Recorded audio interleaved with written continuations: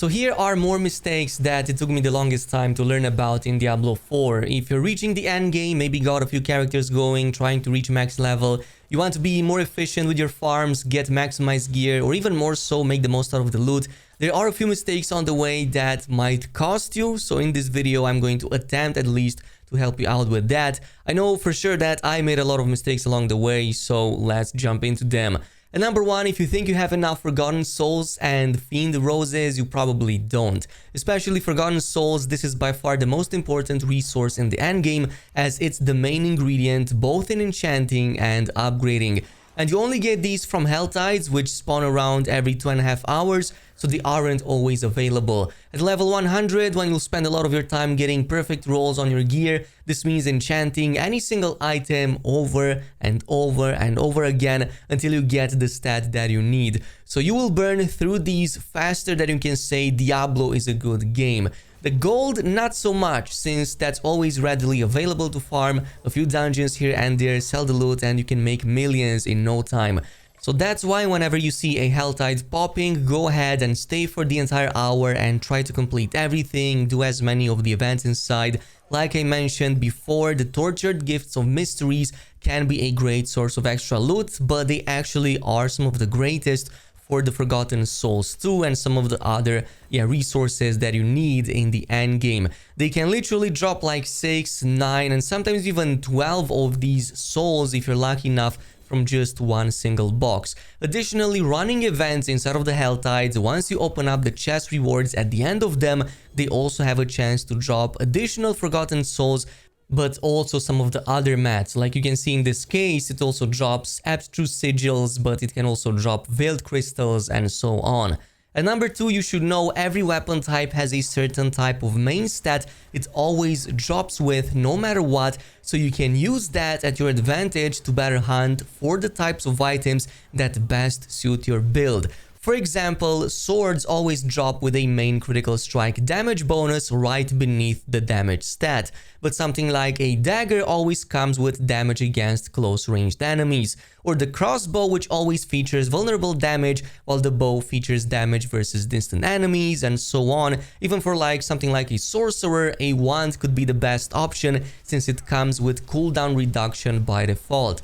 This can actually be of tremendous help since this is going to make or break certain builds. Like for example, for the rogue, vulnerable damage is probably one of the best stats that you absolutely need for literally all melee and ranged builds that you have out there. But for other classes, obviously it might be different. Usually it's a combination between vulnerable, damage against close enemies, core skill damage, critical strike, or critical damage, sometimes damage against crowd control, or some other variations depending on your build, or in the case of sorcerers, it's cooldown reduction, especially for some of the endgame builds. So this will give you a bit more control how you build up your class, as most of the other things are always out of your control. Like for example, the rest of the affixes down the line are always going to be something random, and you will usually reroll these via enchanting unless you get a really good top tier item. Now at number 3, playing some classes in this game will literally put you at danger of getting carpal tunnel or some other sort of tendonitis in your arm. Like for me personally, playing as a Twisting Blades rogue since day one almost gave me like a severe pain in my arm just playing it after a few days. So do yourselves a favor and swap out the controls. There are a few of these that can actually help a ton. First of all, you can uncheck the combine, move, interact, and basic skill slot, so your left click can be separated from your other two actions. In this case, you can totally bind the basic or even the core skill attack, for example, to something like the action bar, which can be more easily spammed compared to constantly clicking the exact same button until your arm hurts. Additionally, there are builds out there that don't even use basic skills, like for example the rapid fire build from yesterday that, by the way, you should totally go ahead and check out, which doesn't even use the basic skills. So in that case, I could rebind that click on the X and use that instead. And by the way, the game still has an option to keep the other two actions like the move and the interact still on the right click, but separate from the action button. In this way, it's also easier to move through packs of enemies without accidentally clicking on an enemy and not being able to escape because your character keeps, well, getting glued to them. So that's another reason why rebinding your keys can be quite helpful. At number 4, did you know that there is actually an extra tab in your stash back in town that can help you with additional inventory slots? Right now, you can only have up to a maximum of 4, which I'm assuming Blizz will eventually expand in exchange for, well, I guess real-world money. But there's a 5th one, which is for legendaries only. It's called the Mist Equipment, and it holds any legendary or unique you might have left behind up to a maximum of 10. This only works, by the way, for the legendaries and the uniques that dropped but you haven't picked yet, so you can totally use this in a dungeon, for example. Just pick the rares instead in your normal inventory and save some space as the legendaries and uniques get transported to this stash instead. Just try not to exceed the 10 number because chances are the first ones will get overwritten and you really don't want that to happen.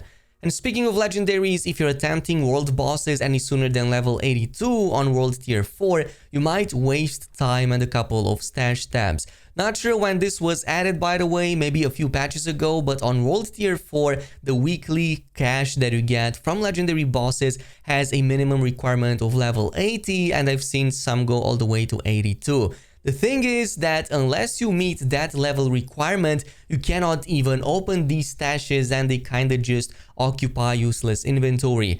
It's more like a heads up than anything, but I just wanted to let you guys know in case you're trying to exclusively go to tier 4 just to complete the world bosses. You will still have to wait. At number 6, if you want to know how fast you can upgrade your glyphs, well, there's a quick formula that you can use to know how much you will get from the highest level nightmare dungeon that you can currently do. And it's the dungeon level times 2 and then plus another 2. So if you're currently doing a level 35, for example, then the XP you will get is 35 times 2 equals 70 plus 2, 72, which is going to be 72 XP you can get for every single one of these runs you do at that level. If it's 50, for example, then the max is going to be 102 and so on until level 100. And since glyphs reach their max radius at glyph level 15, this is where you will want to be ASAP so that you can get all the extra nodes in range. However, the max glyph level is going to be 21 despite the max radius cap already being reached by 15. So the optimal way to play would be to just spam the highest nightmare dungeon level that you can currently complete and then try to upgrade the best glyphs for your build first to level 15. To reach level 15 with a glyph, you will need about 1200 XP, but to reach 21, you actually need a bit over 3000. So that means 15 runs of maxed out level 100 nightmare dungeons to max out just one glyph if you take it from level 1. At number 7, your legendary power stat ranges might deceive you and you might occupy a slot in your inventory with a bad one without even knowing. This is especially true with aspects that show absolute values instead of percentage increases. For example, I was inclined to believe that this Arrow Storm aspect was on the higher end of the spectrum given how it was almost 2.8k out of a max possible 2.9k at the time of its acquisition. However, since this is a fixed number and not a percentage increase, this means it's entirely relative and the value will continue to stay the exact same despite the fact that the ranges completely change as you level up.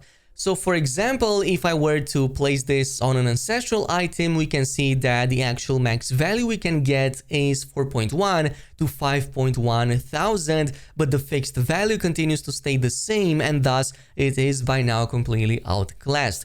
Whereas if you take something like a percentage value aspect such as this perfect roll edge master aspect at 20%, this continues to be a perfect roll no matter what gear piece I put it on and whenever I put it on, even when factoring in the bonus given by something like a two-hander. It still retains its higher range, in this case a perfect 40%. So what this means for you is that that absolute number value that you get at a low level might end up being completely useless by the time you reach the end game, unless of course this is some kind of bug that I don't know about. And second of all, it totally means that you can find even one regular white legendary aspect, but as long as it has a perfect percentage roll on it, then you should keep it because it's going to still be usable even on end game ancestral items. The only thing that changes compared to a blue ancestral of the same quality is the cost of extraction and the cost of applying it. So with legendary aspects of white quality, the cost is barely anything, but blue ones can go all the way up to $500,000 to extract from their respective item. However, it kinda makes up in cost since applying a blue aspect on an ancestral is a lot cheaper than doing so with a white one. And finally, if you haven't checked the super rare mini bosses spawning around the map, then you definitely should, because this is the only way currently to get items all the way up to 840 plus item level. And this is especially great for weapons, since this means at least 10% increase in raw damage stats. So that's going to be way more than any other affix you can get on these pieces of gear. So there are about 20 of these mini bosses all around the map, and you'll find a link down below that you can easily use to search for all of them. Each one of them drops a specific item, so no matter how many times you defeat this enemy, it's always going to drop the exact same item. The only difference is that, yeah, the quality and the item level will be different. So it's not going to be guaranteed 840 from the first try. You will have to farm this back to back, quite a few actually, until you get lucky. But otherwise, the spawn rates are actually really great. In some cases, it literally spawns that mini boss every minute, so you can just back to back repeat them until you get the drop. Otherwise, some others will require up to 15 minutes, case in which you can totally exit and re-enter the game, which I oftentimes found to be quite helpful in respawning them quickly. Another thing to note about these items is that they always drop with only up to 3 additional affixes instead of 4 that the usual ancestrals might have, and these are always going to be the exact same. So for example, if I hunt for the hunted crossbow, it's always going to come with vulnerable, shadow, core skill damage, and damage to close ranged enemies, no matter how many duplicates of it I have. However, the fact that this item has a significantly higher power level and thus a much higher damage per second, it more than compensates for the lack of a 4th affix which a regular ancestral might have. So yes, even compared to having an extra vulnerable damage, having the raw damage per second is significantly better than just having an extra affix. This is pretty much it with the video. Let me know down below if you have any other tips that you wanted to know earlier but didn't find out until later. In the meantime, thanks so much for watching, and until the next one.